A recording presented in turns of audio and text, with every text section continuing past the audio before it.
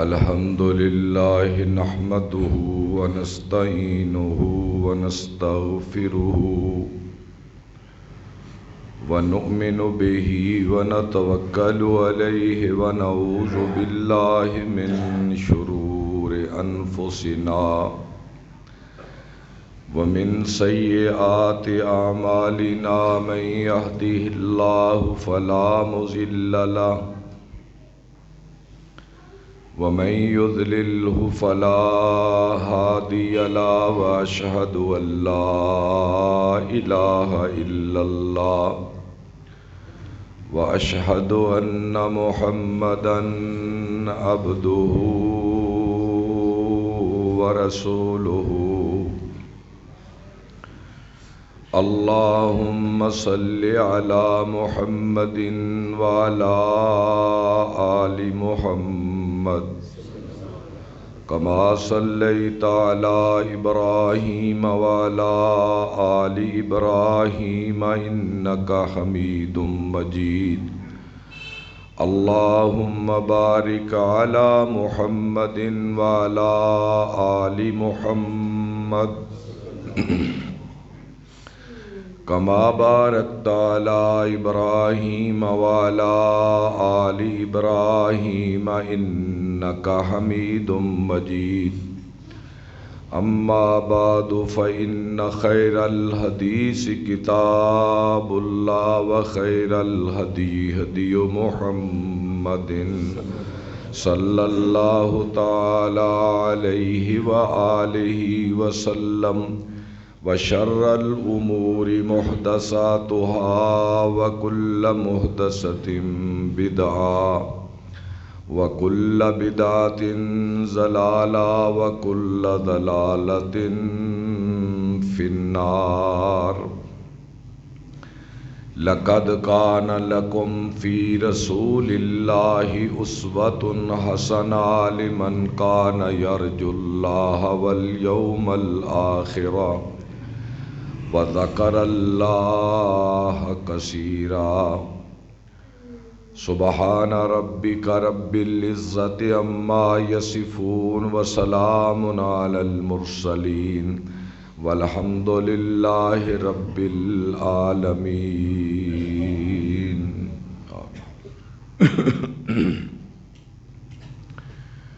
ہر قسم کی تعریف ہے رب ذوالجلال کی ذات اکبر کے لیے. درود و سلام سرور کونین سید الثقلین امام الحرمین حضرت محمد صلی اللہ تعالی علیہ تحیۃ وسلم کی مبارک ذات پر. اللہ رب العزت نے اس نظام ہستی کو چلانے کے لیے اس میں آقا اور ملازم، امیر اور غریب، طاقتور اور کمزور، خادم اور مخدوم،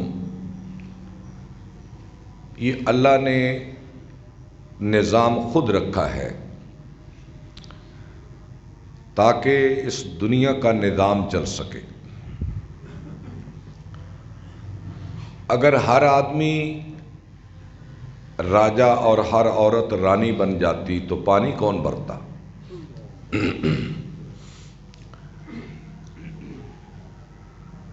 لیکن اس کے ساتھ ساتھ اسلام دین فطرت ہے. اس نے آقا کی ذمہ داریاں بھی مقرر کیں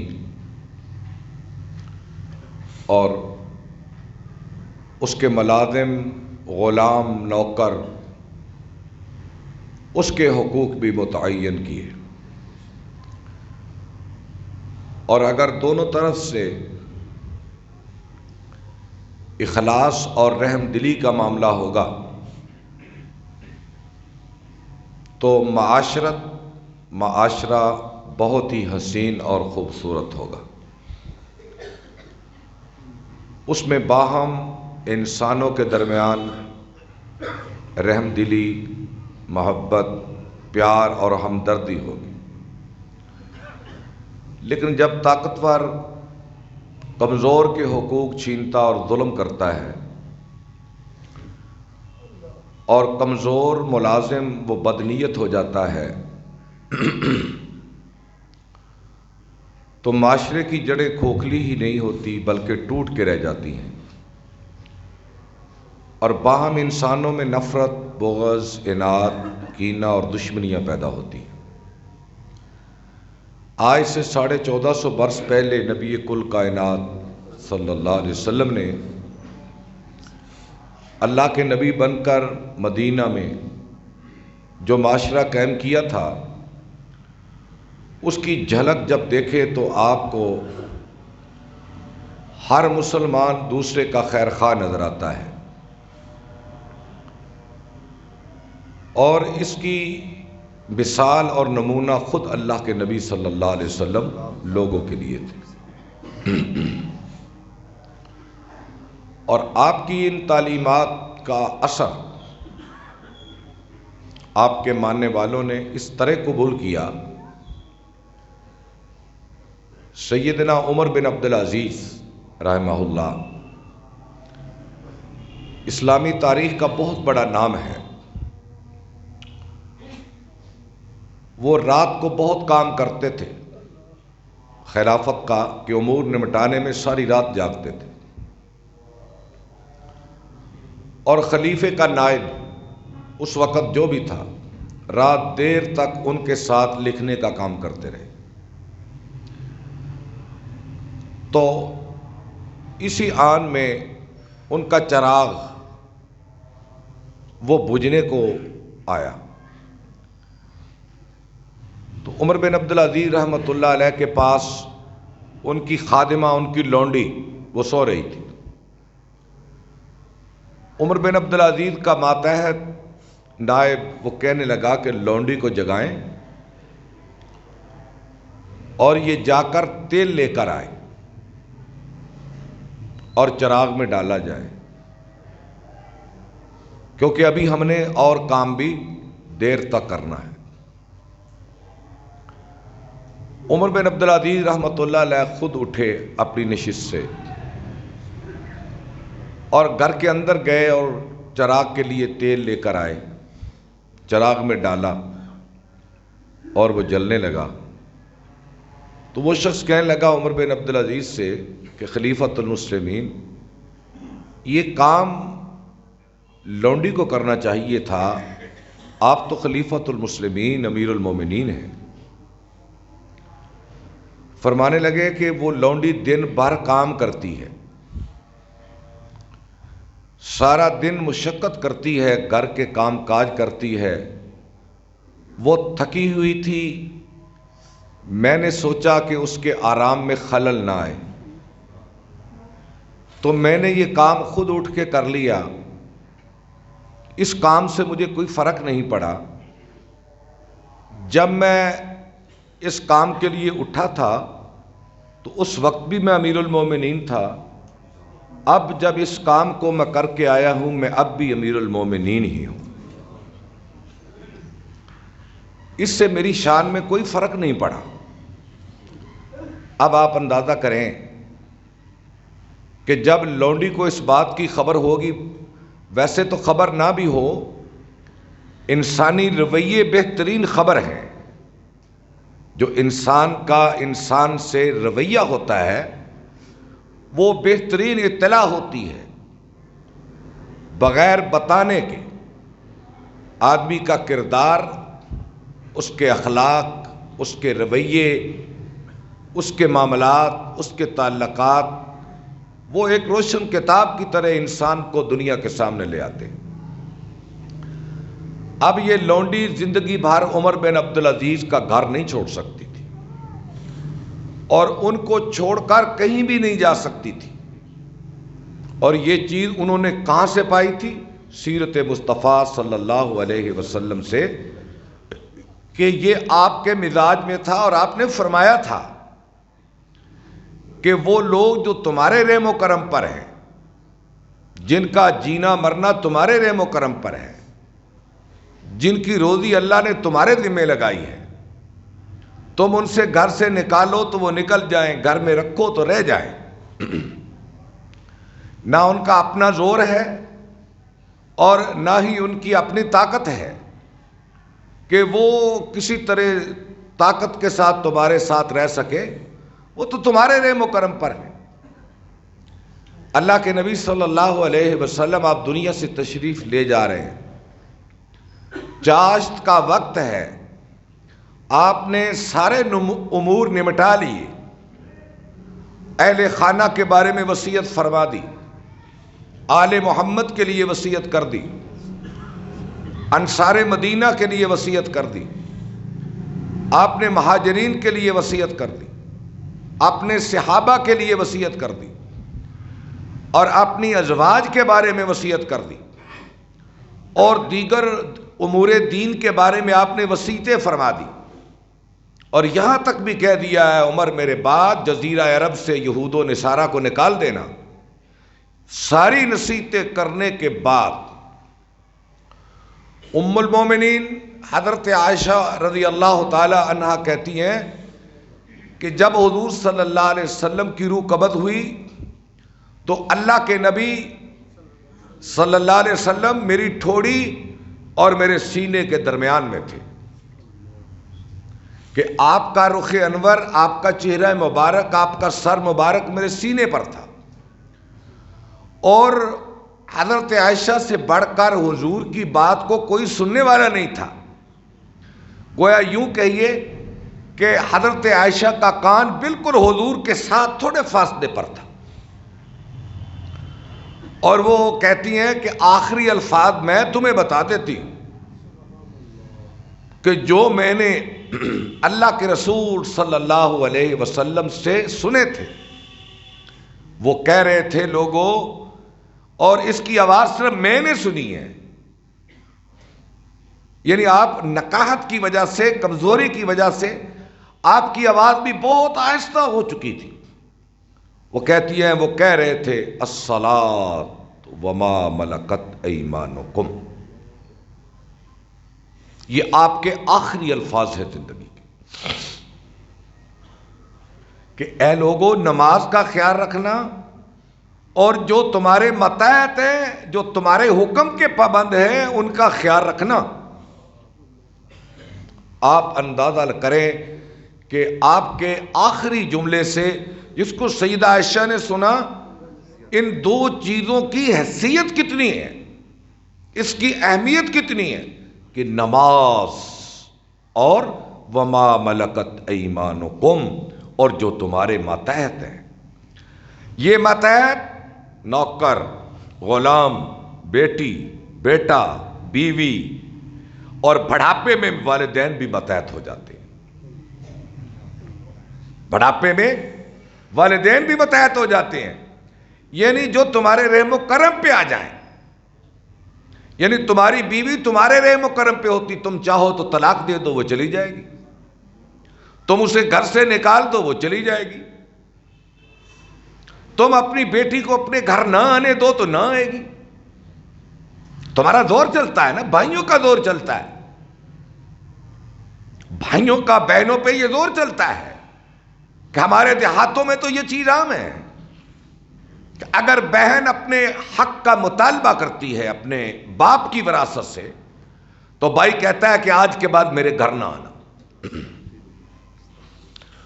اور جس معاشرے میں ہم رہ رہے ہیں، یہ بر صغیر کا معاشرہ، جہاں انصاف نہیں ہے، جہاں عدل نہیں ہے، جہاں طاقت کے فیصلے ہیں، زور کے فیصلے ہیں، جہاں جس کی لاٹھی اس کی بھینس ہے، اور اس بہن کے حق میں کوئی آواز معاشرے سے اٹھ نہیں سکتی، اگر کوئی اٹھائے گا تو وہ بھی بہن کے ساتھ ہی جائے گا۔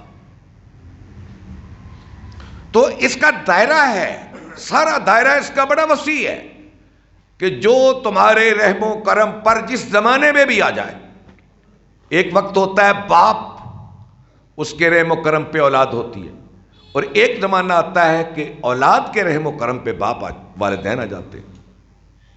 اور ہم دیکھتے ہیں آج معاشرے میں کہ ان بوڑھے بیچارے والدین کو بچے کہتے ہیں یا گھر کا بندوبست کر لو یا ویسے جینا پڑے گا جیسے ہم چاہیں گے. اور اس زمانے کے متعلق کہا فلا تقل لہما اف ولا تنہرہما وقل لہما قولا کریما. او میرے بندے جب تیرے والدین بڑھاپے کو پہنچ جائیں وقل لہما قولا کریما، ان سے نرم بات کرنا، ان پہ حکومت نہ کرنا، ان پہ حاکمیت نہ کرنا، انہیں ڈرانا نہ، ان سے اپنے لہجے تلخ اور سخت نہ کرنا. وقل لہما قولا کریما، اگر تیری عظمت کے خلاف کوئی بات ان کے منہ سے ہو جائے تو کرم کی بات کرنا پھر بھی ان سے. تم نہیں جانتے کہ بڑھاپے میں ہو کر ہوتا کیا ہے، بڑھاپے کی مشکلات کیا ہیں، بڑھاپے کے دکھ کیا ہیں. اور اس سے تو اللہ کے نبی نے پناہ مانگی تھی، یا اللہ بڑھاپے سے محمد کو محفوظ رکھنا. اور بڑھاپا خود ایک بیماری ہے، بڑھاپا خود ایک مصیبت ہے. ارذل العمر کہتے ہیں، ذلت کی عمر، رسوائی کی عمر. اور جو ہم نماز کے بعد دعائیں مانگتے ہیں اس میں یہ دعا ہے، اے اللہ ہمیں ذلت کی عمر سے محفوظ رکھنا. اور بڑھاپا اور غربت یہ ایسی بیماریاں ہیں، یہ وہی جانتا ہے جو ہے. غریب غربت کو جانتا ہے اور بوڑھا بڑھاپے کی تکلیف کو جانتا ہے. تو اس لیے جوان اولاد ذہن میں رکھے کہ تمہارے والدین تمہارے رحم و کرم پر ہیں، تمہاری بیویاں تمہارے رحم و کرم پر ہیں، تمہاری بہنیں تمہارے رحم و کرم پر ہیں، تمہارے نوکر چاکر تمہارے رحم و کرم پر ہیں. انہیں جھڑکے ہی پلاتے نہ رہنا. ایک صحابی آیا، یا رسول اللہ میرا غلام بڑا ستاتا ہے. آپ نے فرمایا کتنا؟ اس نے کہا جی بہت ستاتا ہے. تو میں اسے کتنی بار معاف کروں؟ آپ نے فرمایا ایک دن میں 70 بار. ایک دن میں 70 بار معاف کر. کیونکہ ہم اس خدا کے بندے ہیں جو ہم سے یہ کہتا ہے، ہم اللہ کے نوکر ہیں یہ کہہ لو سادہ زبان میں. اس کے بندے ہیں نا، مملوک ہیں اس کے رحم و کرم پر ہے نا. جو چاہے ایک دم ایک آن میں ہمارے ساتھ کر دے ہو جائے گا. تو اللہ میرا کہتا ہے 70 سال 80 سال کی زندگی دن رات گناہوں کرتے کرتے کرتے آسمان کی چھت کو لگا دے، ایک بار معافی مانگ میں تجھے معاف کر دوں گا. ایک بار معافی مانگ میں تمہیں معاف کروں. ہم اس کریم خدا کے بندے ہیں، اس رحیم رحمان کے بندے ہیں. اللہ کی اوصاف سے متصف ہونا چاہیے.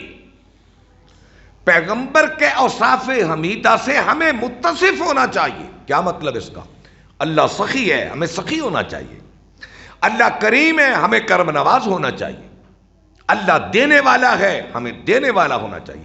اللہ بخیل نہیں، ہمیں بھی بخیل نہیں. یہ اوصاف سے متصف ہونا ہے. حضرت ابو ذر غفاری رضی اللہ تعالی عنہ ایک دن اپنے غلام کو انہوں نے تھپڑ مارا اور ادھر سے اللہ کے رسول صلی اللہ علیہ وسلم نکل آئے.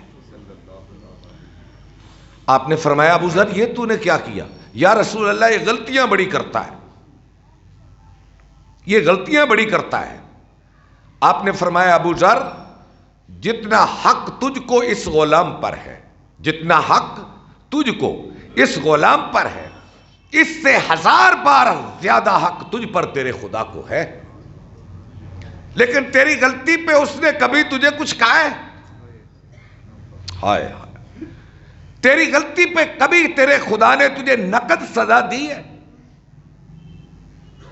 اپنے اس اللہ سے ڈر. اور یہ ڈر بھی اسی آدمی کے دل میں پیدا ہوتا ہے جسے یہ ڈر ہو کہ میں نے مر کے اپنے خدا کے پاس جانا ہے اور وہاں میں نے اپنے کیے ہوئے کا جواب دینا ہے. جواب دہی کا احساس انسان کو اونچا بناتا ہے. اچھا جی، آپ الحمدللہ یہ جمعے میں جو لوگ ہیں یقیناً یہ ان سب سے بہتر ہے جو مسجد سے باہر ہے اللہ کی نظر میں.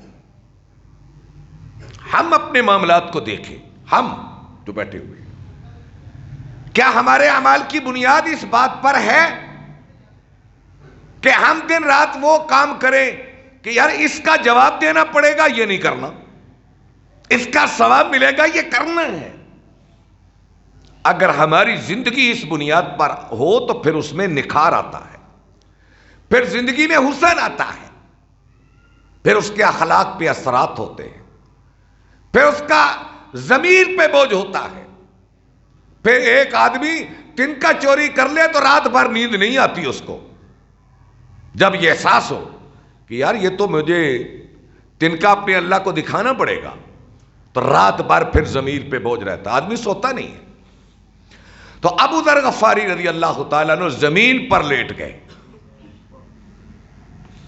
زمین پر لیٹ گئے اور اپنے غلام کا پاؤں جوتے سمیت، اس کا جوتا بھی پکڑ لیا، اپنے رخسار پہ رکھ دیا، اپنے منہ پہ، اور کہا اپنے غلام سے اپنے پاؤں سے ابو ذر کا منہ اچھی طرح مسلو، رگڑو، تاکہ ابو ذر کی نخوت نکل جائے، اس کا غرور نکل جائے. دیکھو حضور کے ایک جملے نے ابو ذر کا مزاج بدل کے رکھ دیا کہ تیرے اللہ کو اس سے زیادہ اختیار ہے. حضرت انس رضی اللہ تعالیٰ عنہ جو 10 سال کی عمر میں حضور کے پاس آئے تھے، انس بن مالک ام سلیم کے بیٹے، حضرت ابو طلحہ انصاری کے بیٹے، حضرت ابو طلحہ کے بیٹے، تو وہ حضرت انس کہتے ہیں کہ میں حضور مجھے کام کے لیے بھیجتے، آپ مجھے کام کے لیے بھیجتے، میں بچہ تھا، میں بھول جاتا، میں گلیوں میں کھیلتا رہتا، جب شام کو میں حضور کے سامنے آتا تو مجھے یاد آتا کہ اللہ کے رسول نے تو مجھے فلاں فلاں کام کے لیے بھیجا تھا. میں شرمسار ہوتا اور حضور مجھے دیکھ کے اس طرح مسکرا دیتے. کوئی ڈانٹ نہیں، کوئی ڈپٹ نہیں، کوئی جھڑک نہیں، کوئی تنبیہ نہیں، میرے کان نہیں کھینچے جاتے تھے. اور اسی طرح میری زندگی حضور کے ساتھ گزری ہے. اور یہ وجہ ہے کہ رسول پاک صلی اللہ علیہ وسلم کے پاس کافروں کے غلام بھاگ کر آتے اور آتے ہی حضور ان کو آزاد کر دیتے. کہ ہم نے سنا ہے کہ بارگاہ مصطفیٰ میں غلاموں کو بڑی عزت ملتی ہے، وہاں بڑی شفقت ملتی ہے، وہاں بڑا پیار ملتا ہے. اور اسی طرح آپ جو بھی لوگ تھے، بچے، یہ بھی آدمی کے رحم و کرم پر ہوتے ہیں. حضور کی زندگی دیکھو، بچوں کے ساتھ سلوک کیسا تھا. آپ جب سفر سے واپس آتے تو مدینے کے باہر بچے کھیل رہے ہوتے، آپ ان کو دور سے السلام علیکم السلام علیکم کہتے اور بغیر پہچاننے کے کہ یہ بچہ کون ہے اٹھا کر آپ اپنی سواری کے آگے بیٹھا لیتے.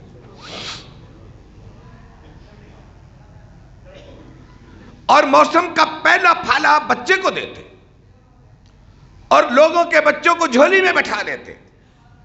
اور آپ کے سامنے صحابہ کے ساتھ بچے آتے، کودتے، پھلانگتے، چھلانگتے، اور آپ کبھی کسی کو جھڑک نہ پڑاتے، او بھائی اپنے بچے کو بٹھا یا اسے مسجد سے باہر لے جا. نہیں، اور اگر مسجد سے یہ باہر جائیں گے تو کل کے نمازی کون ہوں گے؟ کل کے نمازی پھر کون ہوں گے؟ آپ سنتے نہیں کہ حضور کی نواسی حضرت امامہ محراب مصطفیٰ میں آ کر حضور کے ساتھ کھیلتی تھی. آپ سجدے میں جاتے تو اوپر بیٹھ جاتی،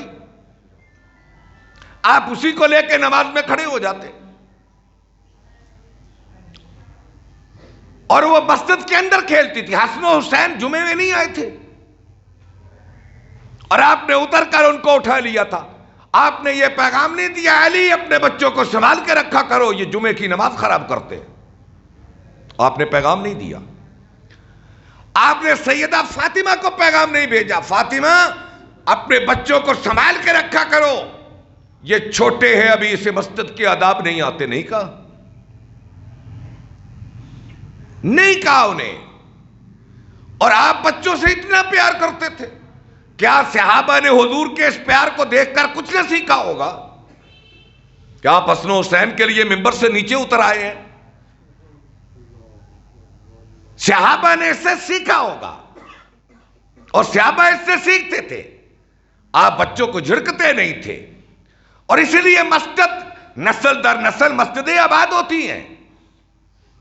لیکن ہمیں تو آج یہ فکر ہی نہیں ہوتی کہ ہم کہاں ہیں, ہمارے بچے کہاں ہیں. اور بعض لوگوں کو تو اپنے بچوں کی تعداد کا علم بھی نہیں ہوتا, اور انہیں سیدھے نام بھی نہیں آتے. بچوں کی تعداد کا علم بھی نہیں ہوتا, ان کے سیدھے نام بھی نہیں آتے. ان کی تربیت کیسے ہوگی؟ ان کو مسجد میں کیسے لائیں گے؟ انہیں نماز کیسے سکھائیں گے؟ قرآن کیسے پڑھائیں گے؟ آپ معاشرے میں دیکھ لیں کتنے فیصد بچے ہمارے ہیں جن کو نادرہ قرآن اوپر سے دیکھ کے درست پڑھنا آتا ہے. ہر باپ کی ذمہ داری ہے کہ وہ جانچے میرے کتنے بیٹے ہیں, بیٹیاں ہیں, کتنے نادرہ قرآن درست پڑھ سکتے ہیں, کتنے نہیں پڑھ سکتے. لمبے چوڑے کاروبار کے اہتمام تو ہیں, دنیا کی دولت بڑھانے کے سارے گر ہمیں آتے ہیں, ہر چیز ہمیں آتی ہے. اگر نہیں آتا تو ہم یہ نہیں آتا کہ میرا بیٹا میری بیٹی دین کے اندر کہاں کھڑے ہیں, دینی علوم کے بارے میں. کہ اگر ناظرہ قرآن پڑھنا نہیں آتا تو کل اس کو سمجھنے کا موقع تو اسے آئے گا نہیں. یہ ہمارے ذمے تھی. تو اسی کے ساتھ عورتوں کا معاملہ دیکھ لو. یہ تو موضوع میرا یہ ہے کہ جو کمزور لوگ ہیں ان کے ساتھ ایک انسان کا رویہ کیا ہونا چاہیے. اللہ کے نبی صلی اللہ علیہ وسلم کو آپ کی بیویاں, قرآن مجید میں آپ پڑھ کے دیکھ لیں سورہ احزاب میں, آپ کے ارد گرد بیٹھ گئی, آپ کے ارد گرد بیٹھ گئی. سونا دو, چاندی دو, پیسے دو. آپ نے انہیں کچھ نہیں کہا, جدا ہو گئے. اللہ کا حکم آیا. اور کئی بار حضرت عائشہ کے ساتھ حضور کی تلخی حدیث میں موجود ہے, لیکن آپ نے ایک بار بھی ذاتی بنیاد پر نہیں کہا عائشہ میرے گھر سے نکل جاؤ, اے حفصہ میرے گھر کو چھوڑ کے نکل جاؤ. کبھی ایسا کوئی واقعہ نہیں آیا. بلکہ آپ صلی اللہ علیہ وسلم کے پاس, حضرت عائشہ کے پاس ایک عورت آئی جس کے ساتھ 2 چھوٹی چھوٹی بچیاں تھیں. حضرت عائشہ کے پاس گھر میں کچھ ہی نہیں تھا, ایک کھجور تھی, وہ انہیں دے دی. ماں نے کیا کیا, کھجور کے 2 ٹکڑے کیے, ایک اس بچی کو دے دیا, ایک اس بچی کو دے دیا. کچھ نہیں کھایا. یہ حضرت عائشہ نے واقعہ بیان کیا حضور سے کہ یا رسول اللہ, آج میں نے ایک ماں کی محبت اپنی بیٹیوں سے دیکھی ہے کہ وہ میرے پاس آئی, اس کی 2 چھوٹی چھوٹی بیٹیاں تھیں, میرے پاس ایک ہی کھجور تھی, میں نے انہیں دے دی, اس نے نہیں کھائی, کاٹ کے دونوں کو آدھا آدھا کر دی. آپ نے فرمایا جو ان بیٹیوں کی وجہ سے آزمایا گیا, قیامت کے دن جنت میں میں محمد اور وہ اس طرح جائیں گے. دل جوئی کی ہے, بیٹیوں والوں کی بھی دل جوئی فرمائی آپ نے. یہ بدر کے قیدی قومی مجرم تھے, بدر کے قیدی قومی مجرم تھے. ان لوگوں نے مسلمانوں کے قتل کے لیے کوئی کمی چھوڑ نہ رکھی تھی. سامان لے کر آئے, وہ تو اللہ کی مدد آ گئی, اللہ کے فیصلے تھے. بازار دنیاوی اعتبار اور اسباب کے لحاظ سے مسلمانوں کا کوئی مقابلہ تو نہیں تھا نا. اللہ نے فتح دی, قیدی بن کے آئے. آپ صلی اللہ علیہ وسلم نے قیدیوں کو جانچا, تفتیش کی, ان کی انٹرویو کیے, آپ کیا کرتے ہیں, آپ کے اسباب کیا ہیں, آپ کی اولاد کیا ہے. ایک قیدی آیا, وہ کہنے لگا جی میری بیٹیاں ہی بیٹیاں ہیں, کوئی بیٹا نہیں. یہ واحد قیدی ہے جس کو اللہ کے نبی نے بغیر فدیے کے چھوڑ دیا. آپ نے فرمایا تیری بیٹیوں کا کوئی نگران نہیں ہے, کوئی اس کا نگہبان نہیں ہے, ہے تو قومی مجرم، لیکن میں تمہیں اللہ کے لیے چھوڑتا ہوں، جاؤ جا کر اپنی بیٹیوں کا خیال کرو۔ اندازہ کرے گا،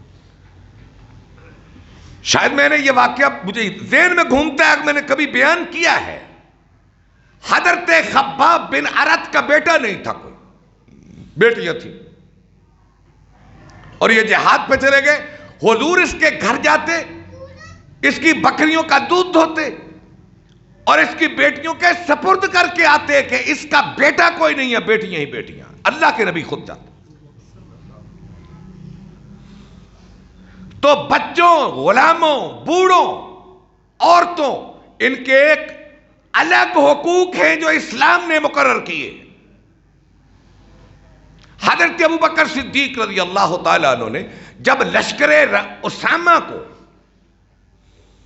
شام کی طرف بھیجا، لشکر اسامہ، یہ وہ لشکر ہے جس کو اللہ کے نبی صلی اللہ علیہ وسلم نے اپنی زندگی کے آخری ایام میں تیار کیا روم پہ چڑھائی کے لیے۔ ادھر حضور کی بیماری بڑھ گئی، یہ قافلہ رک گیا مدینے کے باہر مقام جرف پر کہ دیکھیں کیا بنتا ہے۔ حضور چلے گئے، لشکر رک گیا۔ حضرت ابوبکر صدیق رضی اللہ تعالیٰ عنہ نے اس لشکر کو روانہ کیا، اور حضرت اسامہ بن زید اس لشکر کے چیف کمانڈر تھے۔ آپ نے کہا اسامہ سنو، یہ مسلمانوں کی فوج ہے، تم ایک بہت بڑی جنگ کے لیے جا رہے ہو، یاد رکھنا کسی کافر کے بچے کو قتل نہ کرنا۔ اے اسامہ کسی عورت کو قتل نہ کرنا، اے اسامہ کسی بوڑھے کو قتل نہ کرنا، اے اسامہ کسی کو گرجے میں بیٹھے ہوئے عبادت گزار کو قتل نہ کرنا، کسی سایہ دار اور پھلدار درخت کو نہ کاٹنا۔ ذرا غور کریں اسلام کی فطرت کا مزاج کیا ہے۔ کسی سایہ دار اور پھلدار درخت کو مت کاٹنا، کیونکہ اللہ کی مخلوق اس سے مستفید ہوتی ہے۔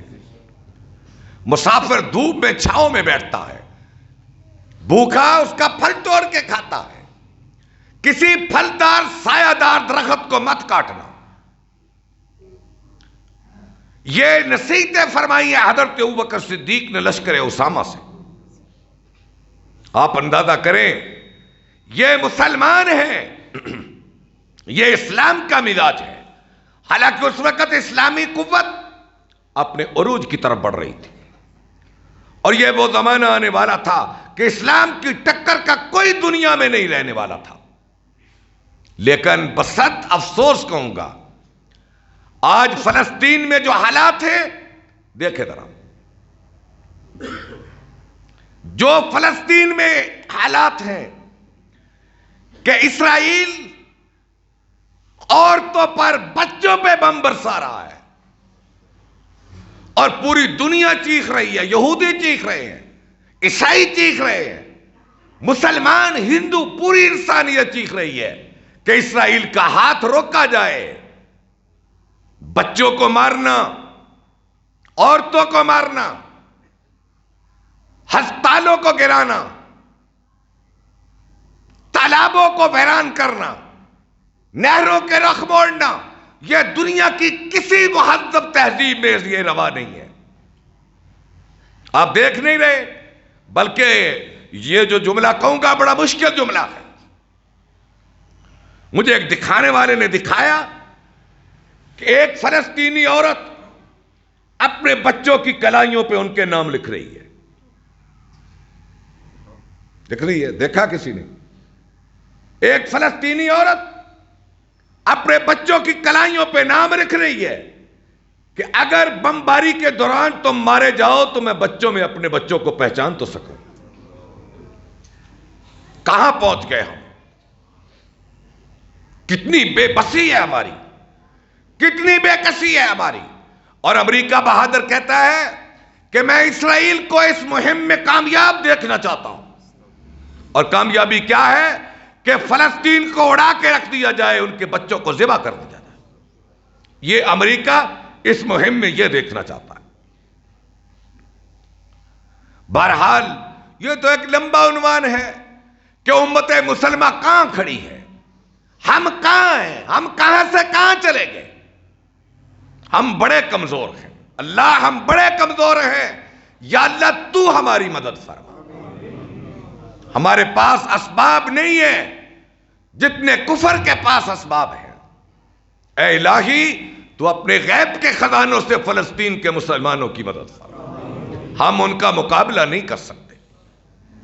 محمد بن سلمان نے پرسوں بیان دیا تھا کہ دنیا اسرائیل کو اسلحہ دینا بند کر دے، یہ بچوں کو مار رہے ہیں، عورتوں کو مار رہے ہیں، ہسپتالوں کو گرا رہے ہیں، یہ انسانیت بیچ سے دیکھ کے شرم آ جاتی ہے۔